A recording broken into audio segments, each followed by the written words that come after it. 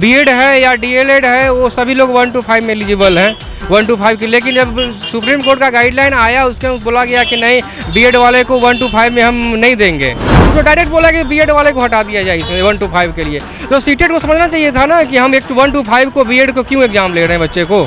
ये सब बच्चे को लुभाने का एक प्रोपेगेंडा है बीपीएससी का, ऐसा कुछ नहीं है। 1 to 5 तो निरर्थक हो गया, ठीक है, उसका कोई अर्थ नहीं है और लिया अभी भी जा रहा है, तो अपने आप में ही एक गलत डिसीजन है। या तो सीटेट को ही हटा दिया जाए 1 to 5, ठीक है, कोई मीनिंग है इसका। फिर साधारण सी मांग है कि जो भी बच्चे परेशान है खास करके 1 to 5 के लिए, उनके लिए एक स्पेशल प्रोविज़न ला करके उनको संतुष्ट किया जाए।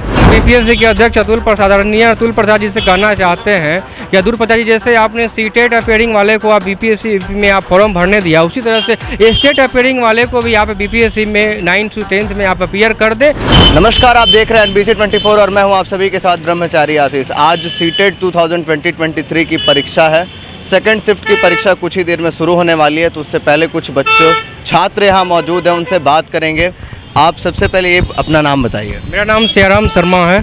सियाराम जी, आप बीएड किए हुए हैं? हाँ, मैं बीएड किया हूँ, 2020-22 सेशन से मैंने बीएड किया है। और आप सीटेट का एग्ज़ाम देने जा रहे हैं? हाँ, सीटेट का एग्ज़ाम मैंने दिया। तो कैसा लगता है आपको कि सीटेट का एग्ज़ाम देना आपके लिए कैसा लग रहा है? बिकॉज आपने देखा होगा केंद्र सरकार ने जो है कहीं ना कहीं 1 to 5 के लिए आप लोगों को वो कर दिया। देखिए, दिसंबर 2022 में जो एग्ज़ाम सीटेट की हुई थी उसमें 1 to 5 में मैं क्वालिफाई था, 6 to 8 में मैंने क्वालिफाई नहीं था, लेकिन इस बार मैं आया हूँ 6 to 8 का क्वालिफाई एग्ज़ाम देने।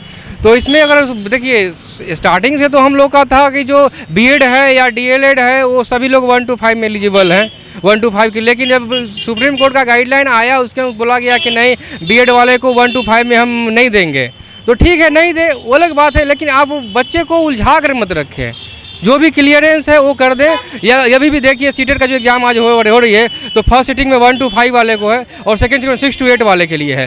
तो 1 to 5 वाले में भी जो है एडमिट कार्ड जारी किया गया है बीएड वाले के लिए। क्यों किया गया है? मान लीजिए सुप्रीम कोर्ट का तो ये भी उल्लंघन हो गया ना।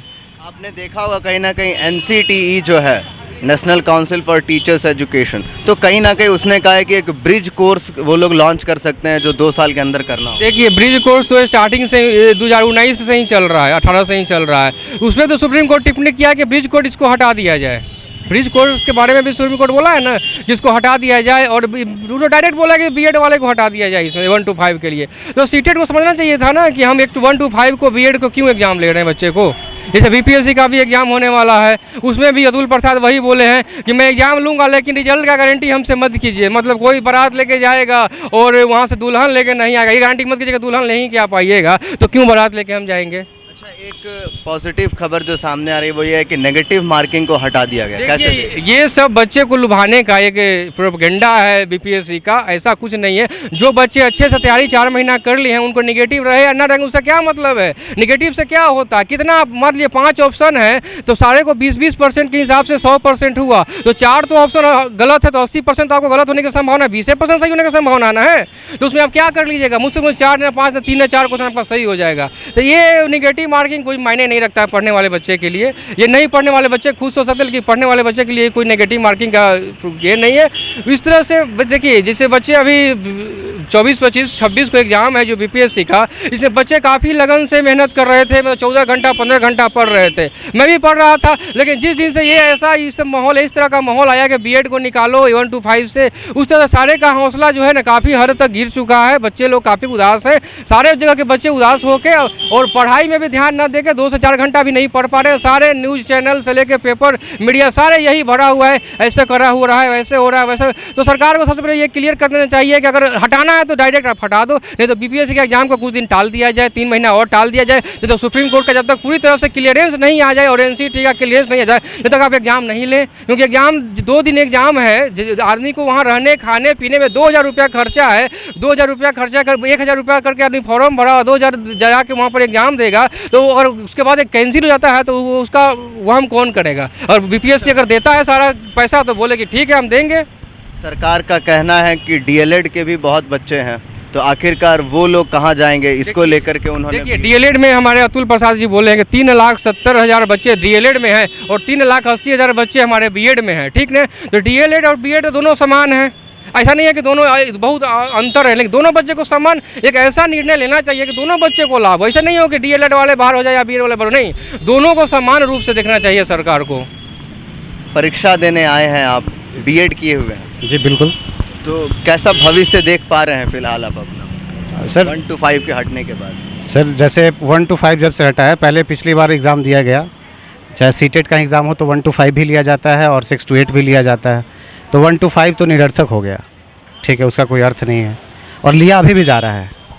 तो अपने आप में ही एक गलत डिसीजन है, या तो सीटेट को ही हटा दिया जाए 1 to 5, ठीक है, कोई मीनिंग है इसका? फिर बच्चा लोग तैयारी करके जा रहा है सब कुछ और अंत मोमेंट पे किया गया है।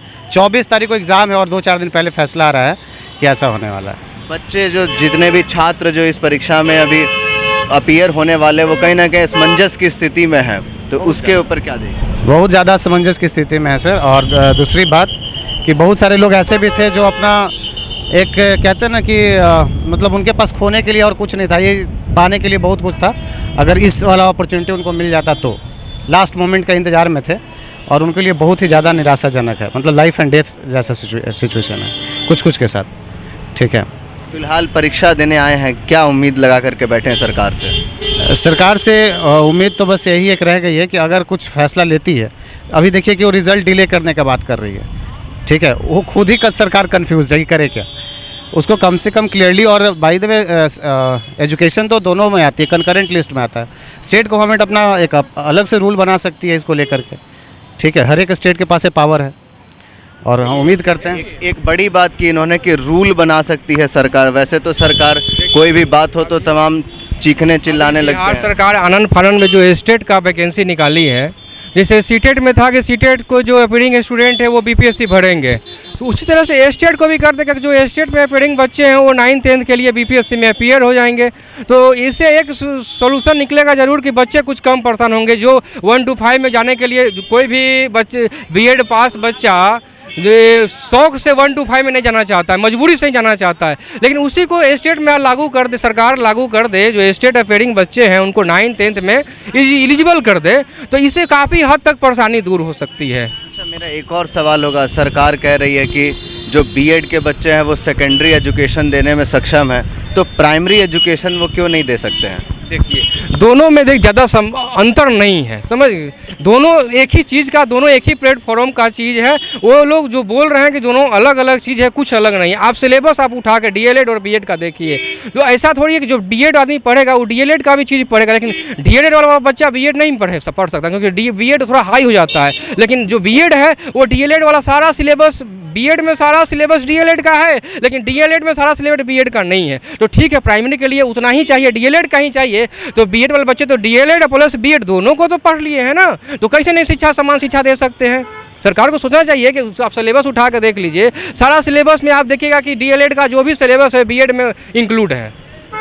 कहीं ना कहीं पेडागॉजी की बात करते हैं, यानी पढ़ाने की कला, छोटे बच्चों को जब पढ़ाई जाती है तो उनके सोचने समझने की जो क्षमता है वो उतनी विकसित नहीं होती है, और जो अपर टीचर होते हैं, हायर टीचर होते हैं, तो वो जिन बच्चों को पढ़ाते हैं, तो पढ़ाने की कला को लेकर के भी एक विवाद छिड़ा हुआ है। देखिए सारे सबसे पहले तो आप उनको हम बता देते हैं कि 1 to 5 क्लास जो प्रायोरिटी हमारे यहाँ है कि 1 to 5 क्लास के बच्चे को कैसे पढ़ाया जाता है, वो स्टार्टिंग कोई भी बुक बीएड हो या डीएलएड आप उठा लीजिए, 1 to 5 1 से ही स्टार्ट, 1 to 5 से ही स्टार्ट होता है। ऐसे नहीं कि 6 to 8 के बच्चे को आप कैसे पढ़ाएंगे और 9 to 8 से 10 को कैसे पढ़ाएंगे, 11 से 12 को कैसे पढ़ाएंगे, नहीं, 1 to 5 के बच्चे को आप कैसे पढ़ा सकते हैं, किस तरह से उसको शिक्षा दे सकते हैं, कि कैसा उसका व्यवहार दे सकते हैं, किस तरह से इन्वायरमेंट उसका दे सकते हैं, 1 से ही स्टार्ट हो जाता है। तो ऐसा नहीं है कि बीएड वाले 6 to 8 से डायरेक्ट पढ़ेंगे, नहीं, 1 to 5 से ही बीएड वाले पढ़ते हैं। फिलहाल सरकार से क्या मांगे हैं आपकी? सर साधारण सी मांग है कि जो भी बच्चे परेशान हैं, खास करके 1 to 5 के लिए, उनके लिए एक स्पेशल प्रोविज़न ला करके उनको संतुष्ट किया जाए, ठीक है, और क्योंकि ये उनके लिए बहुत ही मायने रखता है, नौकरी बिहार में क्या इंपॉर्टेंस रखता है सब जानते हैं, ठीक है, और ये सरकार भी जानती है। लेकिन पता नहीं, पहले देखिए कि बिहार सरकार सिर्फ बिहार के लिए वैकेंसी थी, बाद में ऑल ओवर इंडिया के लिए ओपन कर दिया, तो एक तो यहीं पे फॉल्ट वो लोग किए, और दूसरा कि जो थोड़ा बहुत बचा था वो भी 1 to 5 का ही बीएड का जो था वो समाप्त कर दिए। तो ये दोनों चीज़ें बहुत ही घातक साबित हो रहा है युवाओं के लिए, ठीक है, जल्दी से जल्दी इसका कुछ समाधान निकाला जाए ताकि सब कोई खुशहाली से एग्ज़ाम दे और अच्छे से तैयारी भी करे।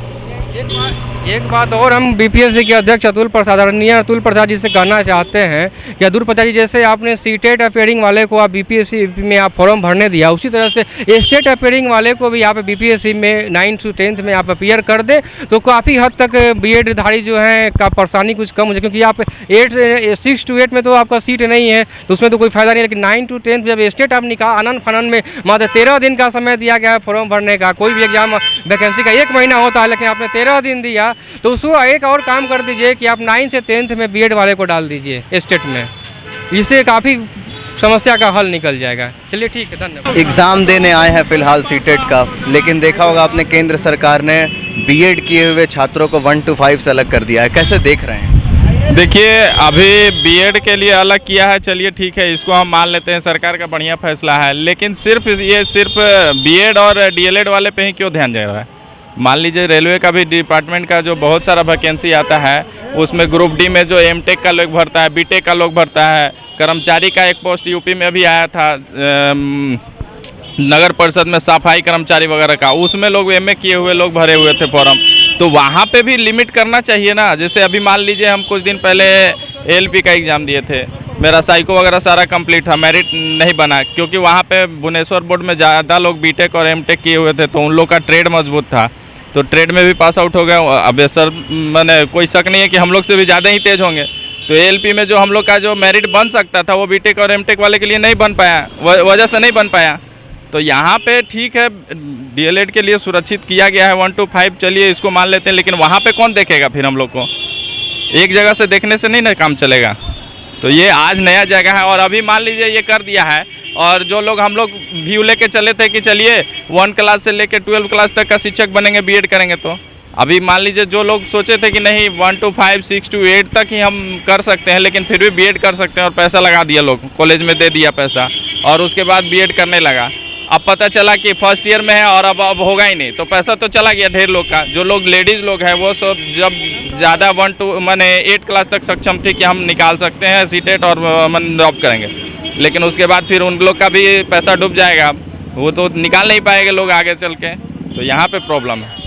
देखिए, सरकार कह रही है कि कहीं ना कहीं कि जो डीएलएड किए हैं उनके लिए रिजर्व कर देते हैं 1 to 5, 6 to 12 की जो बात है वो बीएड के लिए। तो रिजर्व ठीक है, लेकिन ये जो सेशन के अनुसार मान लीजिए अभी कोर्ट का फैसला आया, तो कोर्ट का फैसला जो आया तो उस समय जो अभी मान लीजिए हम 23 से 25 सेशन का लोग जो बीएड का एडमिशन ले लिए, वो जो एडमिशन ले लिए, कम से कम ये सेशन निर्धारित कर देती कि जो लोग अभी एडमिशन ले लिए वहाँ तक रखेंगे, उसके बाद हम अलाउ नहीं करेंगे, तो लोग को संतुष्टि कम से कम होता। लेकिन अभी तो जो फंस गए लोग फंस गए बीच में, अभी जो शिक्षक वाले भर दिए अब वो लोग भी फंस गए। तो सरकार को यहाँ पे ध्यान देना चाहिए कि नोटिफिकेशन के पहले का जो सरकार का फैसला का पहले का नोटिफिकेशन है, कम से कम उसको क्लियर कर दें, क्योंकि बहुत सारे लोग ऐसे, मेरा भाई भी है, बहन भी है, लोग परेशान है कि अब तो हम कहीं का नहीं रहे, तो कम से कम यहाँ पे उसको करना चाहिए कि सुनने में आ रहा है कि एनसीटीई ने कहा है कि एक ब्रिज कोर्स को वो लोग लॉन्च कर सकते हैं, तो जो बीएड धारी। हाँ, तो मतलब अभी वो फिर से किया जा सकता है ताकि 2 साल के अंदर जो ब्रिज कोर्स कर ले उनको। हाँ, तो ये तो बहुत बढ़िया होगी, फिर ये तो सबके लिए राहत की बात हो जाएगी, फिर ये तो बहुत बढ़िया है। केंद्र सरकार का फैसला आया है कि बीएड धारियों के लिए 1 to 5 से वंचित कर दिया गया है, तो इससे आप लोगों को कितनी परेशानियाँ हो रही हैं? परेशानियाँ तो बहुत सी हो रही है। एनसीटी का गलती का सज़ा हम लोग क्यों भोगें? एनसीटी ने गाइडलाइन किया था कि ब्रिज कोर्स के जरिए 1 to 5 में बीएड एलिजिबल है। आज एनसीटी 5 साल के बाद हम लोग को सुप्रीम कोर्ट बाहर कर दिया है, तो एनसीटी की गलती की सज़ा हम लोग क्यों भोगें? सरकार से हम और एनसीटी से यही मांग करते हैं कि रिव्यू पटिशन डालकर हम लोग को बीएड कोई 1 to 5 में एलिजिबल कराए। आप लोग भी सीटेट की परीक्षा देने आए हैं, क्या लगता है आपको कि सीटेट की परीक्षा देना मतलब जिस तरह असमंजस की स्थिति है सार्थक होगा? होना तो चाहिए, उम्मीद है जी सर। सरकार से क्या मांग है? सरकार से मांग है कि बीएड वाले को फिर से इस बार मौका कम से कम दे देना चाहिए, मेरी उम्मीद से। इस बार कम से कम। हाँ, बहुत नहीं तो दिक्कत होगी। हम नहीं चाहते हैं, हम डिलीट किए हैं, पर हम चाहते हैं कि मेरे साथ जो भी है बीएड वाले भाई बहन सबका साथ में। आप डीएलएड किए हुए हैं जी जी जी। और तो भी आप बीएड वालों मांग करते हैं कि वो भी बीएड वाले जितने भी भाई बहन हैं वो हम लोग के साथ रहे हैं। हम लोग इस बार एक पूरी तरह से सपोर्ट कर रहे हैं उनको। तो सुना आपने किस तरीके से जब हमने छात्रों से बात की तो बीएड धारियों का साफ कहना था कि अगर एक ब्रिज कोर्स को लॉन्च कर देती है तो कहीं ना कहीं एक राहत की बात होगी। केवल एक बीएड धारियों को सरकार के इस फैसले से भारी नुकसान हो सकता है। दरअसल देश में 1 करोड़ से लगभग ज़्यादा ऐसे बच्चे हैं जो कि कहीं ना कहीं बीएड धारी हैं और उनका सपना था कि वो 1 to 5 में शिक्षक बन सके। उसी के साथ साथ देश की महिलाओं की अगर बात करें, यानी कि महिलाओं की बात करें बीएड धारी, तो उनकी ख्वाब यही तक रहती है कि वो 1 to 5 तक कहीं ना कहीं शिक्षक बन जाएं। लेकिन उन लोगों के सपनों पर पानी फिर गया है। वो लोग इस समय चिंताजनक स्थिति में है। सरकार असमंजस की स्थिति में विद्यार्थियों को छोड़ दी है। कई तो इस तरीके के असमंजस में है कि परीक्षा दें या ना दें, परिणाम भी देर से आ सकते हैं। इन सब चीज़ों को लेकर के हम सारी अपडेट्स आप तक पहुंचाते रहेंगे। बने रहें NBC 24 पर। धन्यवाद।